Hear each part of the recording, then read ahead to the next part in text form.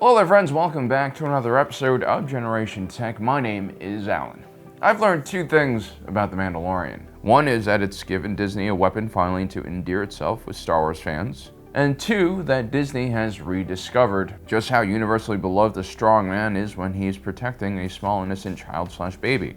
It's clearly a winning combination. As a matter of fact, ever since Mando Dad and Baby Go-Gurt became pop culture sensations, the Bad Batch has used a similar setup with a bunch of mutated clones watching over the sweet and good-natured Omega, as has the Kenobi show, which features Obi-Wan Kenobi protecting a younger and much slower Princess Leia.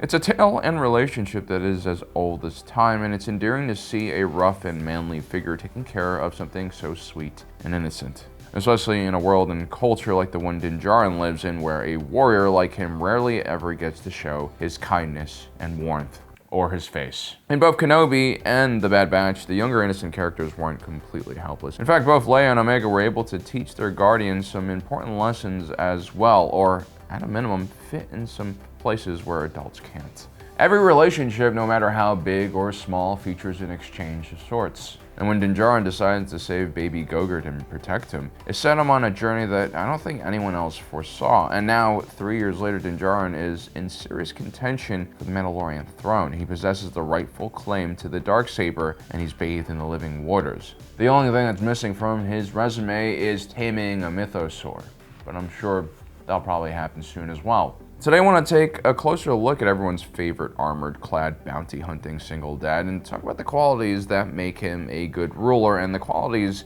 that would make him a poor ruler. Now, before we continue, a quick word from our sponsor for today's video, authoritarianism.com. Today we have the Black Saber Moon, which is a replica of the Darksaber. You get all the cool looks and functions of a premium blade without the cultural baggage of the Mandalorian people, which means random, heavily armed Mandalorians won't just be challenging your right to use this awesome weapon. authoritarianism.com also has this really cool lightsaber scabbard. And when you light it up, it even has this cutout in Arabesh that says saber, which is pretty cool.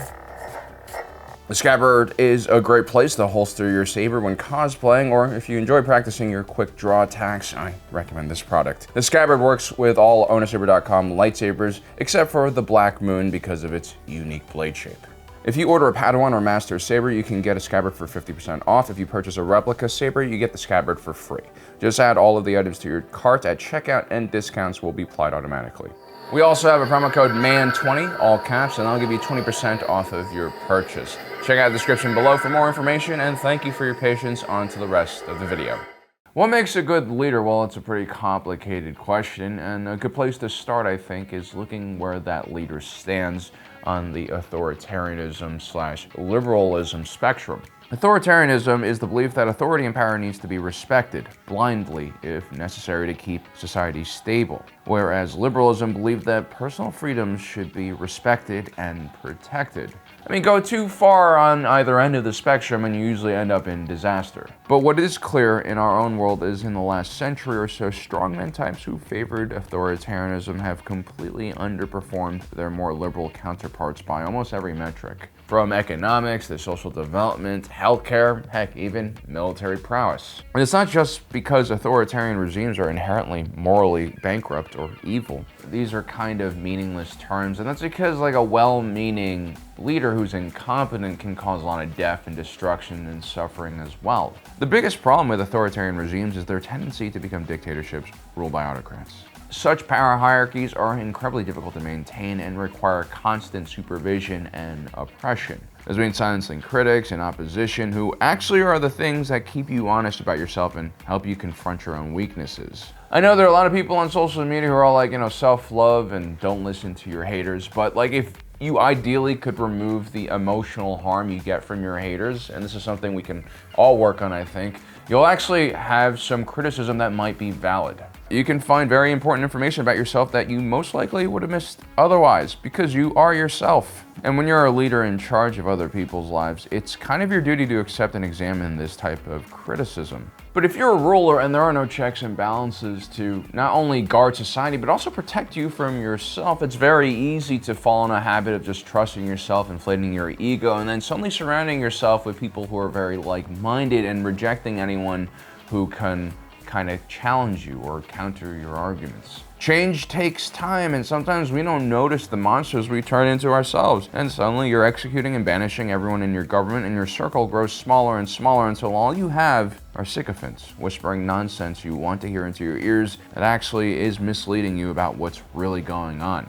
Ruling by committee might seem slower and more chaotic, but keeping each other in check is so important. This is why democracies, representative democracies, are by far the superior system. We as individuals might be right 70–80% of the time, but it's those 10–20% of the times when we're wrong, that's when we could do a lot of damage. So it's always important to have other people around to watch out for those moments and correct your mistakes. That's why having an opposition and critics pointing out where you're wrong is super important to overall decision making. Liberalism, in theory, embraces this type of political discourse, although I would say it's very much in human nature to surround ourselves with like-minded individuals who don't challenge us at all.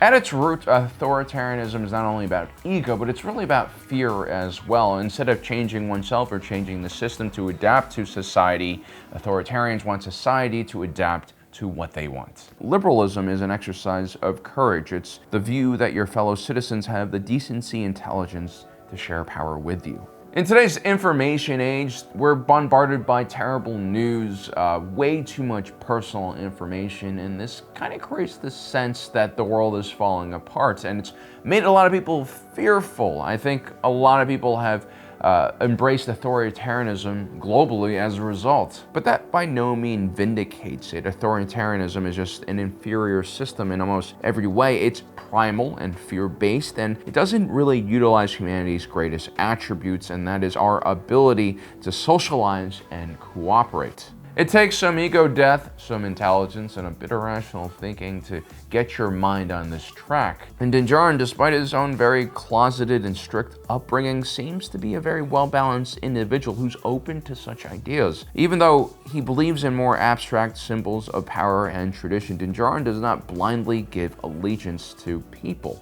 nor does he expect others to blindly follow him simply because he has some symbol of authority like the Darksaber. His relationship and understanding with power is that it must be earned, something that many Mandalorians believed in. Actually, during the Old Republic days, Mandalorian war parties would just organically group together into like platoons, and the most experienced Mandalorian would just be selected to lead. It was very much a merit-based system. Mando's career as a lone bounty hunter has taught him that actions have consequences, and one needs to be very careful and evaluate situations before acting. And that definitely means, again, not letting your emotions or grander sense of self mislead you. So I think it's safe to say that Mando Bro is not an individual who would lean towards authoritarianism at all, unless it was absolutely required for the survival of the Mandalorian people. I mean, people do terrible things for many reasons, but here are two you should think about. Numero uno is all ego-driven. An individual acts the way he does to feed his own ego and sense of self-importance at the expense of others. And numero two is goal-driven. They see the end result they want to achieve, and they're willing to do almost anything, sacrifice lives to get there. With Djarin, I can only see him being the latter, an authoritarianism out of necessity and not because it's something he wants to do. As a matter of fact, Djarin doesn't even want the Darksaber and tries to give it to bo-katan shortly after figuring out what it was. Now, one could say that, oh, Djarin was in a weird cult and he just didn't understand Mandalorian culture, which is why he didn't really understand the importance of the Darksaber, which is why he gave it away so quickly. But I think he's just shown time and time again he has his priorities set straight and on something different. As much as he likes to adhere to tradition, he will break the rules in order to save those he loves, like Baby Gogurt. But hold on, just because like Djarin's a good person doesn't necessarily mean he makes a great leader or Mandalore. Neville Chamberlain was well-meaning, very well-meaning. He was trying to stop World War II from happening, but his misunderstanding of Hitler and Nazi Germany and where German society was in the 1930s cost Europe greatly. And Djarin unfortunately shares a similar flaw. Thanks to his upbringing within the Children of the Watch, an extreme sect within the wider Mandalorian population, it means that Djarin doesn't really understand Mandalorian history or the other factions in modern Mandalorian society. He's kind of an outsider in a lot of ways. He doesn't even understand how the rest of Mandalorian culture views the Children of the Watch. And you are a child of the Watch. The Watch? Their goal was to reestablish the ancient way. There is only one way. The way of the Mandalore. I found this exchange kind of interesting. First, you have Djarin saying that there is only one way. I don't think this was him trying to leverage authority or his belief system. It's more like his reality has just been, shattered by this revelation. Mandalorians do take off their helmets, and it's clearly upset Mando, but he doesn't violently act or try to make bo-katan and her commandos put them back on, which is important. This shows us a very rare quality that Djarin has, and that is his very strong sense of self. Even though other people reject what he believes, it doesn't threaten his own sense of belief or who he is. But still, that does not hide the fact that Mando is a true believer. But even then, he can still compartmentalize his belief, put him to the side when, he needs to break tradition in order to save someone he loves. Which again proves to me that Djarin has great decision-making capabilities. Okay, wait a second. How did this neg turn into a positive for Djarin? Okay. Well, let's talk more about how Djarin doesn't really understand the Mandalorian people, because this is important as far as criticizing his ability to rule. Remember, this isn't a complicated government system that the Mandalorians have. There aren't different branches and checks and balances, which mean that Djarin makes decisions that fundamentally go against Mandalorian culture, something he hasn't fully experienced. It's possible that someone might challenge his power, which can be really deadly. But Djarin is not the type of person who seems to overestimate his own abilities. I mean, a man who wears indestructible armor is probably an individual who is going to play it safe as much as possible. And so we've seen time and time again Din not hesitating to ask for help from a variety of friends and acquaintances he's met along the way. Despite being from an extreme cult that is isolated from the rest of the galaxy, Djarin is pretty sociable and can get along with a wide variety of different beings. Again, another great sign for a leader. When Djarin needs a droid to go spelunking with him, he returns to Navarro and sees Grief Karga. When that falls through, he goes and sees Pelimoto for a droid. The point is, if Djarin ever lacks the resources or skills for a job, he actually does have a wide network of people he can rely on, and he's not afraid of doing that. Again, this is a great sign that he has his ego in check and that he's an efficient problem solver. I ultimately think Djarin would make a great leader, and probably a poor politician, almost Ned Stark poor. In an ideal situation, Mandalore could have a figurehead or moral center, something like Din, and then a more astute political operator who can actually run the day-to-day details of Mandalore.